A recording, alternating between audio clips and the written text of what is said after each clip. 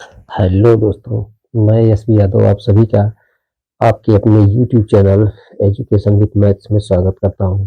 दोस्तों, इसके पहले पार्ट में अब तक हमने ये बात किया था कि किसी भी शेप में यदि वृद्धि या कमी होती है तो उसके क्षेत्रफल में कितना परिवर्तन होता है। दोस्तों, अब आइए हम उसके नेक्स्ट टाइप पर बात करते हैं। यहाँ पर दोस्तों, यदि किसी शेप में परिवर्तन होता है तो उसके आयतन में वृद्धि या कमी के बारे में जानेंगे। दोस्तों, कहने का तात्पर्य ये है कि इसके पहले वीडियो में हमने 2D पर बात किया था जिसमें लंबाई या चौड़ाई होगी, दो परिस्थितियां बनेंगी। अब ऐसे क्वेश्चन पर बात करेंगे जहां पर लंबाई, चौड़ाई और ऊंचाई तीनों होगी। दोस्तों, जैसे हमारी मोबाइल ले लीजिए या हमारा रूम कमरा ले लीजिए, ये सब 3D आकृति हैं। दोस्तों, ज्यादा देर आपका टाइम नहीं लेंगे, आइए हम अपने क्वेश्चन पर चलते हैं। दोस्तों, पहला क्वेश्चन है, लिखा है एक घन की भुजा में 20% की वृद्धि हुई तो उसके आयतन में परसेंट वृद्धि बताओ। दोस्तों, एक घन की भुजा में 20% की वृद्धि हुई। अगर हम अपने फार्मूले पर चलेंगे दोस्तों, तो इसका जो फार्मूला होता है x plus y plus x into y बटे में 100। दोस्तों, ये वाले फार्मूले से हम एरिया निकालते थे, क्षेत्रफल निकालते थे। अब जो इसका एरिया आएगा उसमें फिर हम ऐसे ही रखेंगे, मतलब जो परिवर्तन उसमें होगा प्लस का वाई प्लस वो जो परिवर्तन होगा दोस्तों इंटू वाई बटा में 100। ये हमारा वॉल्यूम निकलेगा या आयतन निकलेगा। दोस्तों,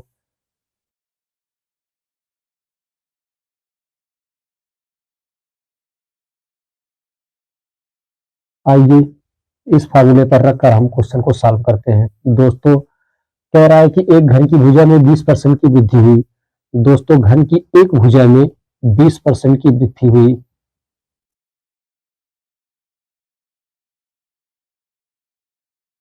दोस्तों, ये दो जीरो से ये दो जीरो कैंसिल कर देंगे। अब 20 और 20 40 होता है दोस्तों।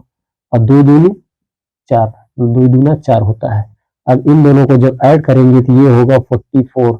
अब दोस्तों, ये जो 44% आया है यह क्षेत्रफल निकला है। हमको आयतन निकालना है तो परसेंट में आयतन में कितना परिवर्तन होगा ये वाला रखेंगे दोस्तों। फिर 20 फिर 44 गुणते 20 बटे में 100। एक जीरो से जीरो को कैंसिल कर देंगे। अब इसको जब ऐड करेंगे तो 40 20 60 4 64 होगा दोस्तों, प्लस ये 44 दूना 88 बटे में 10। तो एक अंकों के बाद हम दशमलव का प्रयोग करेंगे। तो अब इन दोनों को जब हम ऐड करेंगे ये होगा 8 6 4 8 4 12, मतलब 72.8%। इसका जो परसेंट आयतन निकलेगा दोस्तों, आयतन में वृद्धि, उसके आयतन में जो वृद्धि होगी दोस्तों वो होगी 72.8% की। दोस्तों, दूसरे फॉर्मूले पर भी आप रख सकते हैं। आप जानते हैं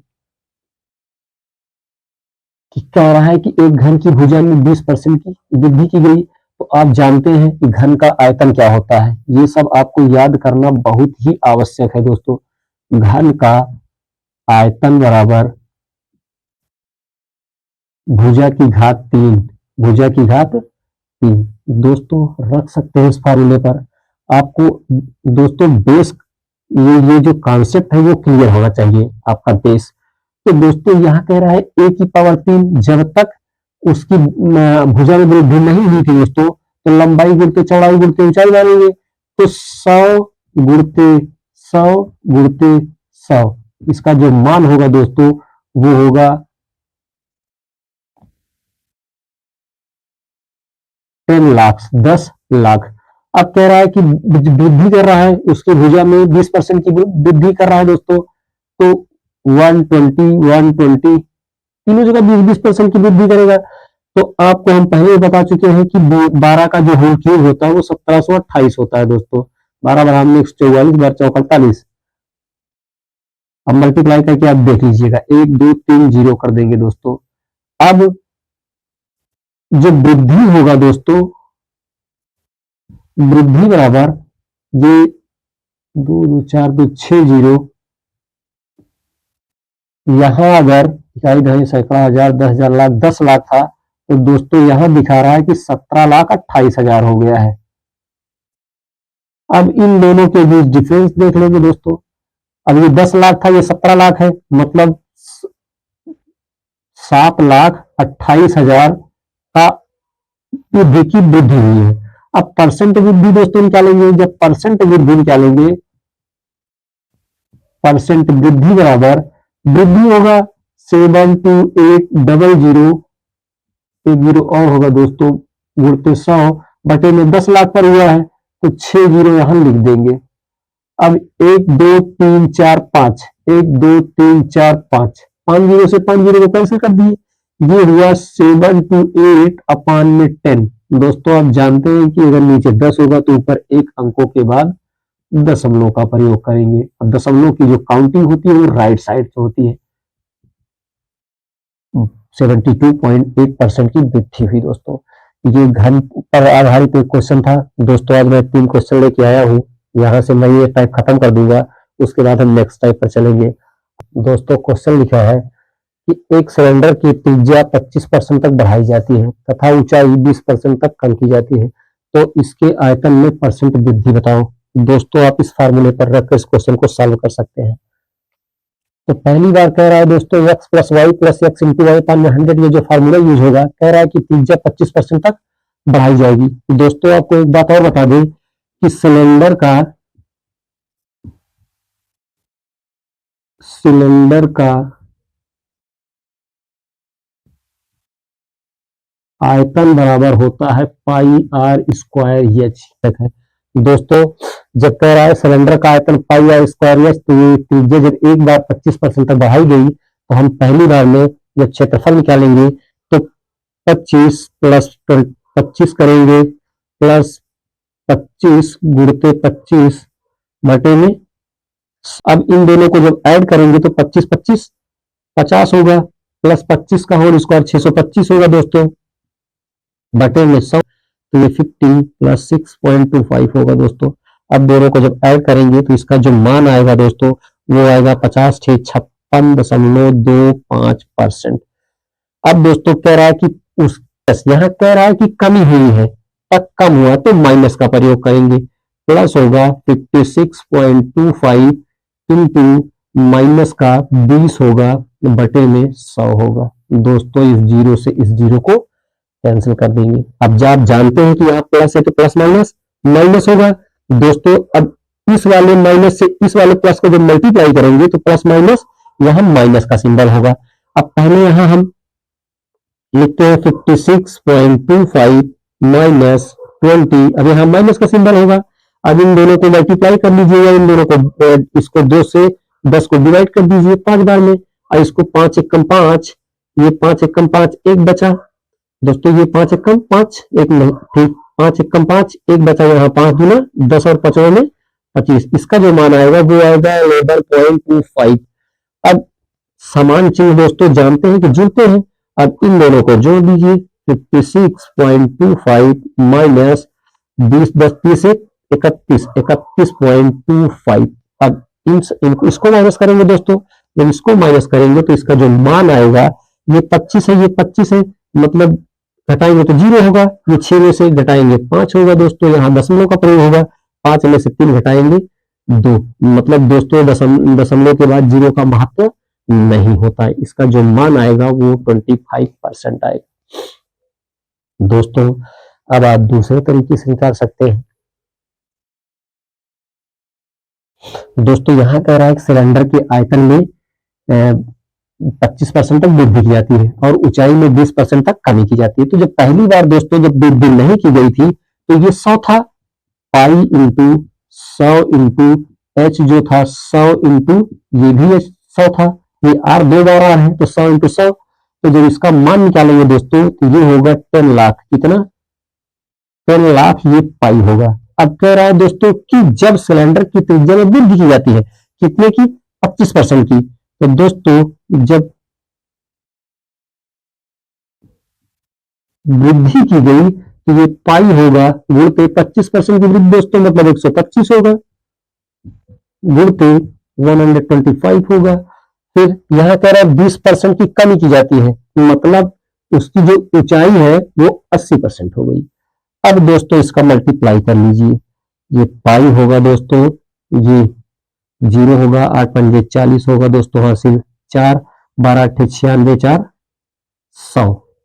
अब 125 गुणते, अब इसका मल्टीप्लाई कर दीजिए, 1 2 5 और ये 4 जीरो है, लिख दिए दोस्तों। अब ये दिख रहा है दोस्तों कि यहाँ 10 लाख था, यहाँ 12 लाख 50,000 है, मतलब 12 लाख 50,000 है। तो अब दोस्तों देखेंगे, आइए इधर देखते हैं, यहाँ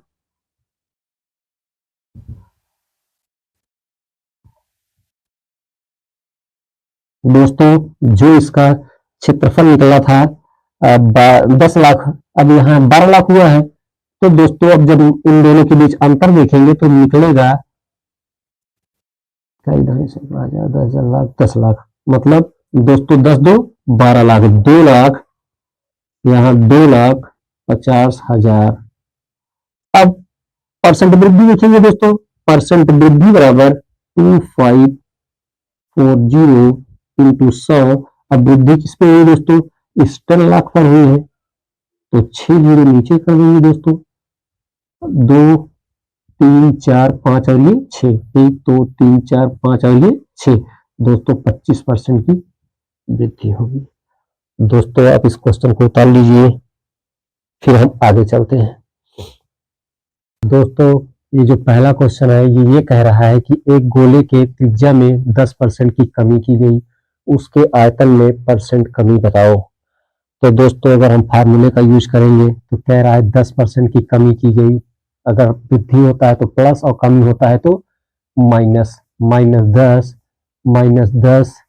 फिर यहाँ प्लस लिखेंगे, -10 गुणते -10 बटा में 100। अब इन दोनों माइनस का जब मल्टीप्लाई करेंगे तो प्लस हो जाएगा, प्लस प्लस प्लस होता है, यहाँ रहेगा, 2 जीरो से 2 जीरो कैंसिल करेंगे, ये माइनस का 20 होगा, ये प्लस का 1 होगा। जो इसका क्षेत्रफल आएगा दोस्तों पहली बार वो होगा 20 में से 1 जब माइनस करेंगे, प्लस माइनस माइनस, तो माइनस का 19 होगा। अब दोस्तों जब आयतन निकालना होगा, आयतन में वृद्धि, तो दोस्तों अगली बार माइनस का 19 करेंगे, फिर माइनस का 10 करेंगे, प्लस माइनस का 19, फिर माइनस का 10 बटा में 100, एक जीरो से एक जीरो को कैंसिल कर देंगे। अब ये माइनस है दोस्तों, तो माइनस और माइनस आपस में जुड़ते हैं, 19 10 29, -29 होगा दोस्तों। अब ये माइनस माइनस कट जाएंगे, प्लस होगा, ये प्लस का यहाँ होगा दोस्तों 1.9, 19 बटा में 10 होगा। जब एक जीरो रहेगा तो ऊपर एक अंक के बाद दशमलव का प्रयोग करते हैं दोस्तों, जो इसका मान आएगा दोस्तों वो होगा 2901.9। 10 में से 9 घटाएंगे 1, ये 8 में से घटाएंगे 7 और ये तो इसका मान होगा दोस्तों माइनस में 27.1% होगा। मतलब दोस्तों यहाँ डिक्रीज हो रहा है, क्या हो रहा है, डिक्रीज, मतलब कमी हो रही है। यहाँ जो उसके आयतन में दोस्तों यहाँ दिख रहा है कि कमी हो रही है, परसेंट कमी। दोस्तों आइए हम दूसरे फार्मूले से देखते हैं। दोस्तों आप एक बात जानते होंगे गोले के आयतन का फार्मूला क्या होता है।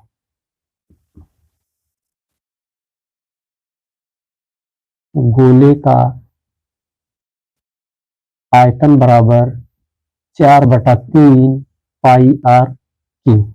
दोस्तों यहाँ लिखा है गोले का आयतन 4/3 पाई आर क्यू। तो दोस्तों गोले का आयतन जब वृद्धि नहीं होगी तो 4/3 पाई आर क्यू, और जब वृद्धि होगा दोस्तों फिर भी यही वाला फॉर्मूला यूज करेंगे, 4/3 पाई आर क्यू। तो दोस्तों यहाँ 4/3 गुणते पाई गुणते आर जो है दोस्तों जब तक 10% कमी नहीं है तब तक तो वो 100% है, 100 गुणते 100 गुणते 100 बराबर 4/3 गुणते पाई गुणते, अब 10% की कमी आई है दोस्तों, तो जो 100 था वो अब 10 मतलब 90 हुआ, 90 गुणते 90 गुणते 90।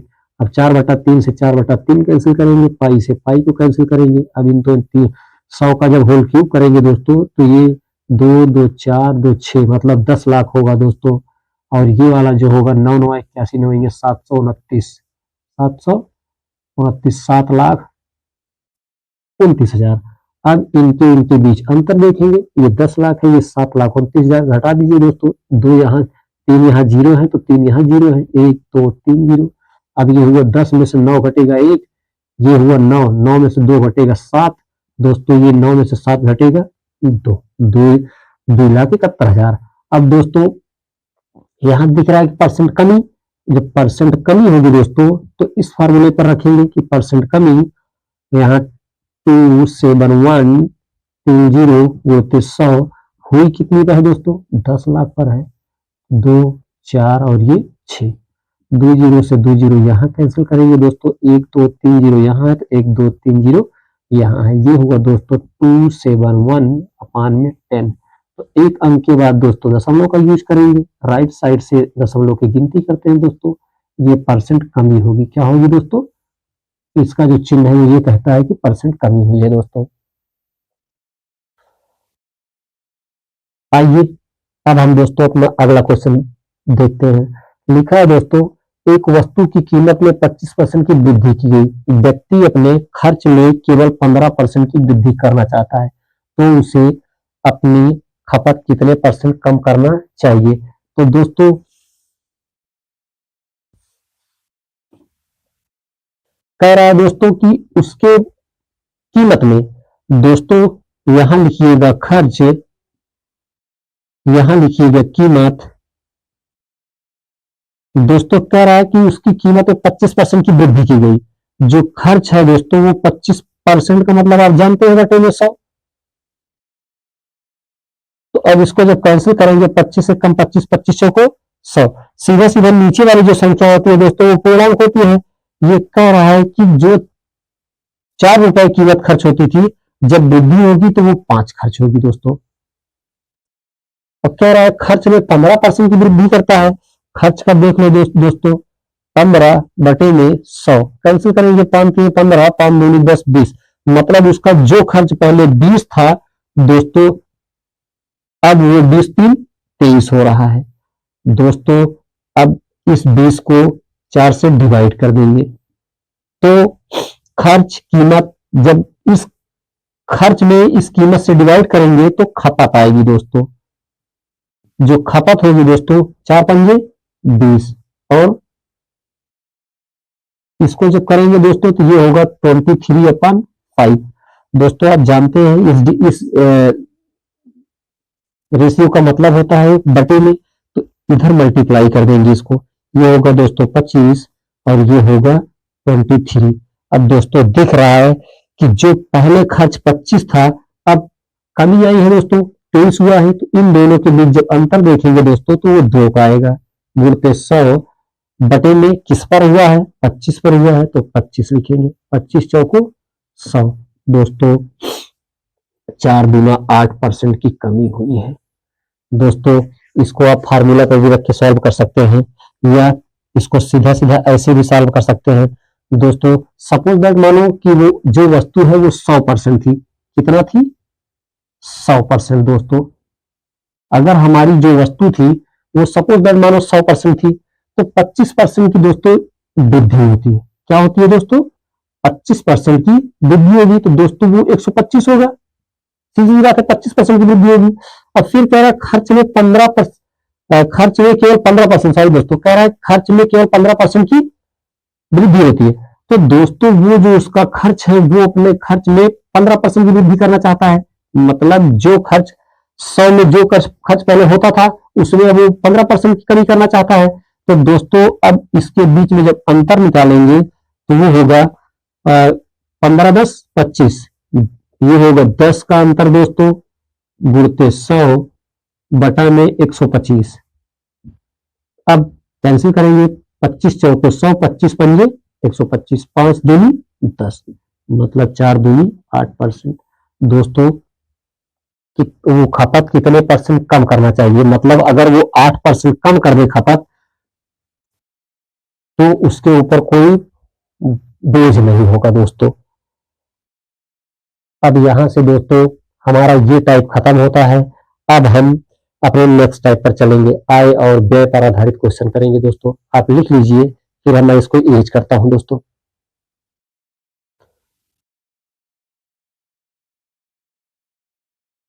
दोस्तों आइए अब हम अपने नेक्स्ट टाइप पर चलते हैं दोस्तों। अब हम परसेंटेज के लास्ट स्टेज में पहुंच रहे हैं धीरे धीरे दोस्तों। ये आय व्यय पर आधारित क्वेश्चन है। कह रहा है कि लखन के पास 4200 रुपए हैं, जो उसकी मासिक आय का 14% है। वह राहत कोष में जमा करता है। ये जो पैसे हैं दोस्तों, उसकी मासिक आय का 14% है और वो राहत कोष में जमा करता है। अब उसकी मासिक और वार्षिक आय बताओ दोस्तों। सपोज दैट मान लो कि लखन की जो मासिक आय है वो ₹1 थी। कितना थी? ₹1। कह रहा है कि उसकी मासिक आय का 14%, परसेंट का मतलब आप बटे में 100 जानते हैं, का 14% कह रहा है 4200 है, 4200 है। अब कह रहा है दोस्तों उसकी मासिक आय बताओ। ये जो ए है ये दोस्तों इसकी मासिक आय है, ए का मान पूछ रहा है। तो ए बराबर करेंगे दोस्तों, ए गुणित 14 बराबर, इधर बीच में अगर बराबर का सिंबल है दोस्तों तो ये क्रॉस मल्टीप्लाई कर देंगे, यहां से यहां कर देंगे मल्टीप्लाई। ये होगा 4200 गुणित 100। अब दोस्तों 14 जो है यहाँ मल्टीप्लाई में है, बराबर इस तरफ लेके आएंगे, डिवाइड में होगा दोस्तों। तो ए बराबर 4200 गुणित 100 बटे में 14। अब दोस्तों कैंसिल कर लीजिए दोस्तों। 14 त्रिक 42 होता है, 14 त्रिक 42, 14 कम 14, 14 त्रिक 42। अब ये यहाँ 2 जीरो यहाँ बचा है दोस्तों, 2 जीरो यहाँ बचा है। मतलब ए की जो मासिक आय थी वो 30,000 रुपए थी दोस्तों। आगे और भी कह रहा है उसकी वार्षिक आय बताओ। तो जो वार्षिक दोस्तों ये एक महीने की है और वार्षिक मतलब 12 महीने की, तो इसी में 12 से मल्टीप्लाई कर दीजिए दोस्तों। ये होगा 12 तिहाई 36, उसके बाद 4 जीरो लिख दीजिएगा दोस्तों। 3,60,000 रुपए उसकी जो वार्षिक आय होगी वो 3,60,000 रुपए होगी दोस्तों। ये तो हमारा फर्स्ट टाइप है, जो कि कॉन्सेप्ट यहीं से क्लियर होगा दोस्तों, बेसिक है। अब आप आ जाइए यहाँ दूसरे टाइप पर दोस्तों। ये कह रहा है कि लखन के पास 42 रुपए हैं, जो उसकी मासिक आय का 14% है। मतलब आप ये तो जानते हैं कि दुनिया की प्रत्येक वस्तु 100% होती है, तो जो उसकी मासिक आय होगी दोस्तों वो 100% होगी, वो कितनी भी हो। तो कह रहा है कि 14% है, वह राहत को उसमें जमा करता है। तो ये जो 4200 है दोस्तों, ये 14% के बराबर है। ये जो 14% है दोस्तों, ये 4200 के बराबर है। तो दोस्तों कह रहा है उसकी मासिक आय दोस्तों प्रत्येक की 100 होगी। तो 100% का जो मान होगा दोस्तों वो 4200 बटा में 14 गुणित 100। सॉरी दोस्तों, अब आप कैंसिल कर दीजिए। 14 से 14 तिरिक 42, 14 कम 14, 14 तिरिक 42। जो उसकी दोस्तों मासिक आय होगी दोस्तों, जो उसकी मंथली आय होगी दोस्तों, इनकम जो होगी उसकी वो होगी 30,000। ये 4 जीरो यहां से एक 3। अब दोस्तों कह रहा है कि वार्षिक बताओ। तो एनुअल जब बताएगा दोस्तों, वार्षिक जब पूछेगा आपसे, तो वार्षिक का मतलब एक साल में 12 महीने। तो आप 12 से मल्टीप्लाई कर दीजिए दोस्तों। 12 तिहाई 36, ये 4 जीरो यहां लिख देंगे, इसका आंसर होगा दोस्तों। आइए हम दूसरे क्वेश्चन पर चलते हैं दोस्तों। कह रहा है किसी वस्तु का क्रय मूल्य 2004 में 77,000 रुपए है, जो पिछले वर्ष से 10% अधिक है। तो पिछले वर्ष में उसका मूल्य बताओ दोस्तों। कह रहा है दोस्तों कि कोई वस्तु है, क्रय मूल्य 2004 में 77,000 रुपए है, तो पिछले वर्ष से 10% अधिक है। मतलब जो पिछला वर्ष था दोस्तों वो 2003 पूछ रहा है। वो कह रहा है कि 2003 से 10% अधिक। मतलब ये जो 2003 ये वस्तु है दोस्तों, 2003 में इसका 110%, 110% कह रहा है कि 10% अधिक है। 2003 में 100% होगी, तो 2003 से कह रहा है कि किसी वस्तु का क्रय मूल्य 2004 ईस्वी में 77,000 रुपए है, जो पिछले वर्ष से 10% अधिक है। तो जो हमारा ये पिछला वर्ष है ये 100% रहा होगा, तो 10% अधिक करें तो 110% होगा, बराबर 7720, मतलब 77,000 के। अब जीरो से दोस्तों जीरो को कैंसिल करेंगे, तो ये 2003 बराबर होगा दोस्तों, ये इधर क्रॉस मल्टीप्लाई होगा, 77,000 गुणते 10 बटे में 11। अब कैंसिल करेंगे दोस्तों, 11 सत्ते 77, मतलब दोस्तों 2003 में जो उसकी आय थी वो थी,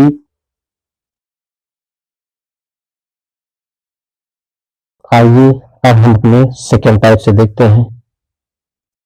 दोस्तों यह कह रहा है कि किसी वस्तु का क्रय मूल्य 2004 में 77,000 रुपए है, जो कि पिछले वर्ष से 10% अधिक है।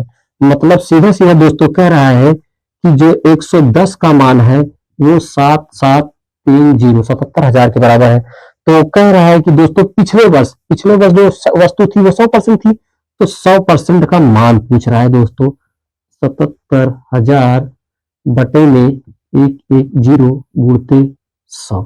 अब जीरो से दोस्तों जीरो को कैंसिल करेंगे, 11 सत्ते 77, ये आएगा दोस्तों 70,000। यही इसका पिछले वर्ष जो 2003 होगा का मूल्य होगा दोस्तों। वीडियो बहुत लंबा हो रहा है, आप सबसे रिक्वेस्ट है कि दोस्तों प्लीज लाइक, सब्सक्राइब और शेयर कीजिए। आपके सपोर्ट से ही दोस्तों मैं यहाँ खड़ा हूँ और प्रयास करूँगा कि आपका सपोर्ट अच्छा मिलता रहे और कुछ अलग करने का प्रयास करूँ। तो दोस्तों थैंक यू।